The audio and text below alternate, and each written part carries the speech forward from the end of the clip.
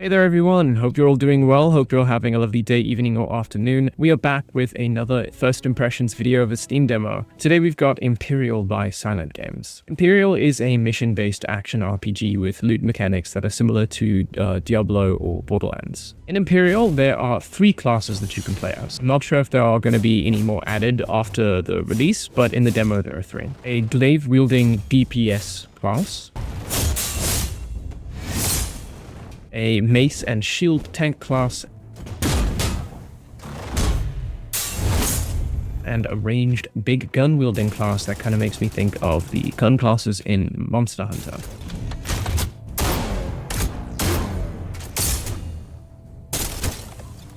Although most of the animations look a bit stiff, combat is very responsive. I never once felt like the character wasn't listening to my inputs. I spent most of my time with the tank class, the mace and shield wielding one. I thought he looked cool, and while I did enjoy him, he felt significantly less fleshed out and complex than the glaive wielding class. The mace and shield only has 3 basic attacks that are very close range and only swing vertically, which made dealing with groups a little bit painful. The saving grace are the shield bashes that travel quite a distance and do fair amounts of damage.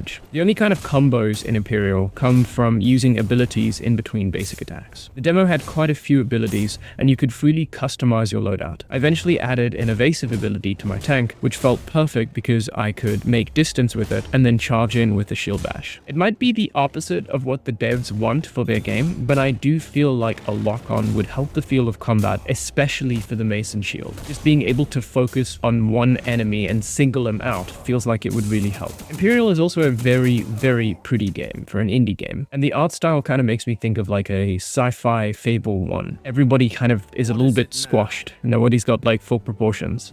I see. In the mess hall.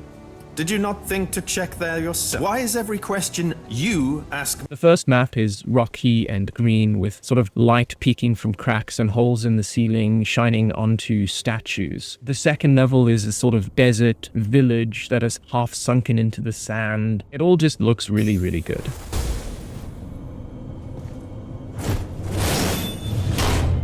I do, however, feel the lack of a map pretty badly, mini or otherwise, especially in the hub, where you have to speak to specific characters before you can get into the next mission, but you have no idea where any of them are, especially the first time around. A couple of bonus things, because I don't really know where to put them in the rest of the video. The game would be absolutely perfect for co-op. I feel like having those 3 classes, just playing with friends, it's like 3-player co-op, for instance, is perfect. You would have 1 glaive wielder, which would be your DPS, 1 tank, which you could use to like get all aggro, and then 1 ranged guy to pick off, healers and stuff like that. The enemy design is kind of lackluster, which is in stark contrast to the rest of the game. You have these beautiful environments, but in them you're fighting these very generic bionicle looking robot dudes. In the first map I thought it was fine, but then we got into the second map and it was the exact same enemy types and it kind of got boring. So I really hope in the full game they've got more than just robot dudes as enemies. The bosses also kind of followed the exact same trend. None of them really looked cool. They all just kind of looked like big robot dude. You've probably noticed already in the video, but there's an orange bar just below enemies' health. And this orange bar is kind of like a telegraph bar. It tells you when your enemies are going to attack. I feel like this is a massive mistake. If your players are struggling to dodge or deflect attacks, it's because the attacks aren't being telegraphed correctly. This is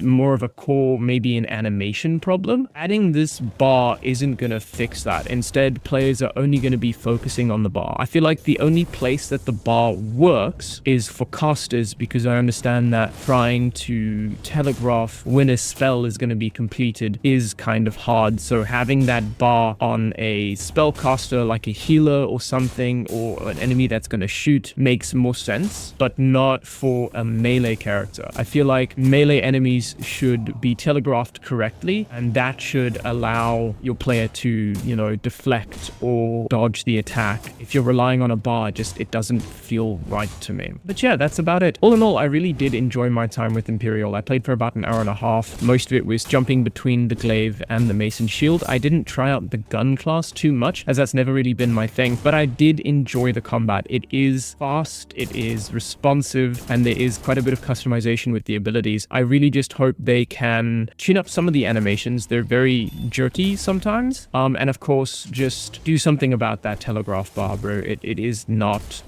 good. But I'm really looking forward to seeing what this game is going to be like when it's fully released.